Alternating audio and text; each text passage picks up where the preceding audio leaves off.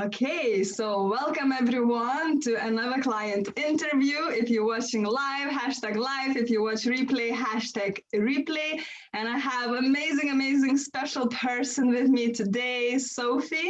And her journey with us was phenomenal. She achieved so many goals and she changed so much in the best possible way. So I can't wait for her to give a little introduction who you are and how you found us and why you were looking for help in the first place. Thank you, Wada, for that introduction. My name is Sofie. I have an accent because I'm from Denmark. I found Scott and Vida on Instagram. I was following, I actually can't remember his name. I think it's David. Yes. Yes, like it's like vegan tips and nutrition tips. I was following him, and he, in his story, he posted that you guys were reaching out for more people. You had space to take on some new clients. So I went and checked you out, and I just related with everything that you were doing. It just seemed so sustainable, and you guys just seem so lovely and so real. So I just went with my gut. So I was like, yeah, well, if not now, then when? So I reached out to you guys, and I had an incredible interview with Scott where we just connected so much. So I was like, yeah, 100% I want to work with these guys. And then I was very lucky that you had room for me, and I started my 16 weeks journey. And just to tell you a bit about my past, I started going on diets when I was 12 years old. So many years ago. I'm now 29 years old. And I just, always been able to lose weight, but then I've gained all of it back right after, and even more after. So it's just been a constant yo-yo weight, as I know, like many of you can probably relate to. I've just never found the magic key to unlock this constant diet life I've been living. So yeah, I reached out to you guys, and now I'm at the end of my first 16 weeks. I just decided I want to continue another 16 weeks because I'm just so excited about that. But yeah, just ended my first 16 weeks, and it has been nothing like I have ever tried before. It's just been so easy the whole time. I think the main difference from what I've previously done is I have had absolutely no restrictions in my diet. Everything has been out of love. I have had the two of you next to me the whole time, supporting me whenever I've had I've been struggling or had some questions. You've been there right away with voice messages and live calls, and yeah, it's just been, as I said, easy, and here I Yes. am. Yeah. Amazing, Sophie. Thank you so much for this beautiful story. And you said you never found in the past the magic key. And what you said, what was different working with us, that it was non-restrictive and coming from self-love. So would you say that's the key? Yeah, like 100%. That's the key. I have not been like, not at one time have I been like, oh, I can't eat this, or like I really feel like eating this but don't, like that's bad food. And I think like once you have that mentality, then you're not gonna, let's say you do eat something that previously was forbidden food, then what would happen would be I would beat myself up for days, and then I would just have binge eating sessions because I was being so mean to myself, right? Whereas now Yes. I'm just giving myself love, the love that I Deserve, respect and Sophie. deserve. Exactly, the love that I deserve, and then it changes the whole mindset. So true. I think it's so funny. Everyone is looking for this magic solution, but it's always the secret lies within simplicity, right? Yeah. And just love yourself, don't restrict yourself, live life mindfully and consciously, and everything will follow as a byproduct. So it's so important to understand that more we restrict ourselves, more we want that forbidden fruit. And then it leads to binge, then it leads to guilt tripping ourselves, which is so detrimental to our mental health. Because people think sometimes, oh, I just want to lose weight or achieve some fitness results. And we forget that mind-body connection is real. And if we don't Exactly. mental health, nothing else will happen. So it's so true that everything is simple. If you just learn to be mindful and love yourself, the paradox is that you don't even want those bad foods. You don't crave them anymore, right? Yeah, exactly. Yes, Because amazing. you respect yourself that much that you want to give yourself the good food that gives you energy. And yeah. Amazing, Sophie. So can you tell us, and of course my audience, what do you do? Because I want to move our conversation to the direction of activity levels, which you are one of the most active people I ever met. But the funny thing is, when I met you, you said, I don't see myself as an active person. And it's quite ridiculous because you are extremely active person. So can you tell what you do for work, what your hobbies are, and why you didn't see yourself as an active person, and why do you see yourself like an active person now? Yeah, so I live in Whistler in Canada, BC, which is a ski resort town. In the wintertime and in the summertime, it's the biggest bike park in the world. So it's mountain biking in the summer.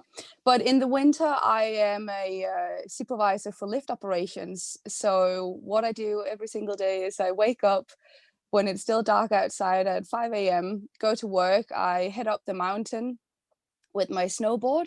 And then basically what I do the whole day is snowboard around from lift to lift to make sure everything is looking all right. Our staff are doing okay. The lifts are running smoothly. I make sure there's no snow pile up. So I will be digging out snow, moving snow all day long. So that's my job. I normally get around 40,000 steps a day. Wow. And that's just the steps without digging and all of that. Yeah. Yeah. And then in my spare time this summer, I started trail running, which I got really into. I started mountain biking, which I got really into. Now in the winter time, I am doing your workouts a few times a week, and I have started doing yoga, which I've never done before because I've never had the patience to it. But now I just realized how good it is for me, and my mindset to just slow down a bit because I'm always going 110 kilometers an hour. Yeah, so that's what I do for a living right now. So as you said, I am an active person. Yeah. But I think my whole life I have just, even though I've always been active now that I look back, but because I have been overweight, I think I haven't allowed myself to see myself as an active person because then I would be skinny. Whereas now I've just realized that also because like people like when they comment on my lifestyle, they're like, holy moly, you are active. Yeah, and I think I've just finally started to admit that to myself that yes, I am a very active person. I am super strong. Otherwise, I won't be able to do the things I'm doing. Yeah. So do you think that also came that change in your mind from not even seeing yourself as an active person, no matter what you do, to, of course, just seeing the facts that you are an active person, that you love what you do? Do you think that work on self-love changed this mindset or something else? Yeah, no, totally my mindset and really respecting myself, and as you said, giving me the love that I deserve has made me change the way I see myself and yeah, the way I look at myself. Yeah, I mean, we have to love ourselves and appreciate ourselves, and then we can achieve anything we want. So the way we talk to ourselves and see ourselves, the body image, all the traumas from the past really affects how we see ourselves. And a lot of times it's very distorted image. and then it changes, and then you finally can step in your power and say, yeah, I mean, I'm snowboarding every day, I'm, you know, mountain biking, I am an active person, and that's who I am. So stepping into your power and Yeah. you know, seeing that, it's so powerful. So Sofie, like I said in the beginning, your journey was phenomenal. So can you tell people what kind of goals you achieved, from mental to physical to emotional? Just what happened during those 16 weeks?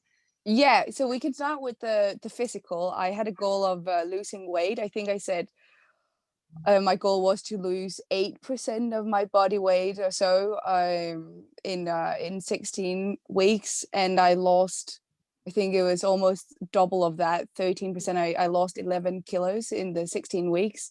Um, I wanted to tone my body, which has definitely happened as well. I'm starting to see my abs and my Yeah. arms are a lot more toned. So that was the physical change I had as goals when I went into this program. And mentally, I wanted to work on being more kind to myself and respecting myself more. And that is probably the biggest change that has happened. I now, yeah, I use this word respect a lot, but I really do respect Yeah. myself now, and I've become way more aware of who I am as a person, and who I want to be, and my values. And I think that has done that I have stopped doing some of the things that have gone against that, Mhm. like the personality, like the person I want to be. So I before, when I reached out to you, I would drink a lot. I would go out 3 to 4 times a week and get what I call Sophie wasted, where I would where I would get blackouts, and I would wake up the next day and just have such moral hangovers and beat myself up for like, oh, why did you, like, why couldn't you Mhm. stop, like, why couldn't you only just have that one beer again? And so it's a constant battle of who I wanted to be, and acting against that person I wanted to be. Whereas Yeah. now I just realize, like, why would I, like, I again, because I'm starting to treat myself with love, I Yeah. have started to respect the my, like, the behaviors I don't want in my life. I have put that down. So now I'm only drinking when I really want to, and I can say stop. And that is, yeah, probably the biggest It's change. yeah, it's huge, Yeah, Sophie, and thank you so much for being open about it, because it's so normalized in the society to be drinking, right? yeah, But we all know how poisonous it is, and not just for actual physical, you know, consequences after drinking, but mostly, like you said, the next day self-loathing, feeling guilt, and then thinking, you know, what's the point? I am failure, whatever. And then you eat, you know, rubbish because you just don't care anymore, and it just escalates and escalates. And exactly. yeah, Yeah, it's just a snowball effect. And I think I also realized I don't have to drink to be the person I want to be. Like, I have yeah, nothing, yeah, like, you know, like I can, yeah, I'm a much nicer person when I when I don't drink. I know, um right? And again, yeah, it comes from that, like you said, from that self-respect and self-love. When you are comfortable with who you are and you like the person you are, you don't yeah, need to numb yourself with alcohol or become no, extra social in like social situations, because you're just confident in who you are, and you don't need any extra substances to make you more fun or more whatever. And we yeah, know that doesn't even work that way, but that's huge, you know, like we do wellness coaching. It's not just fitness. So things you are describing right now makes me so happy, because, you know, you listed these phenomenal physical results, like 11 kilos, I think it's like 25 pounds or something like that if we convert it. yeah. Toned abs and toned arms and body. I remember you calling us saying, guys, I see my collarbones. So, I mean, and you still don't put it as your first win. You said, but the biggest win or goal I achieved was the way I speak to myself, the way I look at myself, that mental health. And it's so beautiful to see how wellness encompasses all the areas, like, you know, your work and your sleep, and, you know, if you go out and drink. So once you start loving yourself and taking care of yourself, all the other areas become really nice as well, and you start living the life you want, right? Exactly. Yeah. Amazing, Sophie. So many wins, and we can talk for hours, but what would you suggest to someone who is maybe looking for help, or maybe a bit too shy to reach out and think that they can do by themselves, but constantly failing? We don't even think it's failure, but yeah, what would you say to someone who is basically on the fence thinking about online coaching? I would say, so I was the same, right? I said like, oh, I can do it myself. I can do it myself. Like, I don't like, because I know so much about nutrition, and so why would I need help for that? Like, but as we've just been talking about, right? It is all about the mental health, and like a very, very tiny part is about Yes. nutrition. And often it is hard to work with yourself without getting help from the outside, without getting someone who can ask you those critical questions that will make you reflect. And yeah, so I think my suggestion would be, do it, like, invest in yourself. It's worth all the money, like it's worth it. It's going to change your life, not just in the short term, but forever. I remember, like, I was talking to my parents about it, and they're like, okay, like, that's they in the first like week or first 2 weeks, I think they were a bit like skeptical. They're like, Yeah. okay, like, you can't do this yourself. And now they're just like like best investment you have ever done. Like, you are a changed person, and as I said, it's just going to continue, right, for Yes. forever. Yeah. It's wow, that was powerful. I think we all think that, you know, we can do ourselves, and, you know, I can do this extra YouTube workout, and I can find this Yeah. new meal plan. Yes, you can. Information is not an issue nowadays, but like you said, you have to have that person from the outside asking those critical questions, making sure you dig deeper and look at the root cause and not just the symptoms. Yeah. So that's amazing. And one last thing, Sophie, you had all these phenomenal results, and you decided to go into phase 2, which is not must or anything, but how we see people change and the goals change. So what was your reason for wanting to continue? Because I'm just not done developing. Yeah. Yes, now I have new goals, and I still want your guys support and help to reach those goals. Yeah. Yeah, so now I think when I started with you guys, a lot of my goals are very physical, where it's now here, as I'm done at the end of the first 16 weeks, it's my goals are more mentally related. So I Yeah. have goals now, such as being better at connecting my mind with my body, and connect with my Feminine. feminine side, which is I just I told you how I'm very much like go go go, and always like full speed, and I want to be able to slow down and really listen to myself and my needs. And then I have a big goal, food wise, where I want to be more intuitive, Yes. like really be able to tell, like, what do my body need right now, what do I feel like eating. Amazing. So yeah. So beautiful. So first we build the foundation and knowledge, you know, what your body needs, and, you know, what your body requires to achieve that sustainable weight loss. And like you said, later it shifts into much more mental and spiritual goals, and intuitivity, that you don't have to follow special structure, but actually feel what your body truly needs and wants. That's so important, and that's why there are stages. Some people get there faster, some people get there in much longer time, because everyone starts in a different timing, right? Yeah. super happy. We are very stoked because we just love you so much and love working with you. You bring so much great positive energy. So we feed off each other. We always say we are a team, and you know the synergy between us is so important. So Sofie, once again, thank you for sharing your story. I'm sure you inspired a lot of people.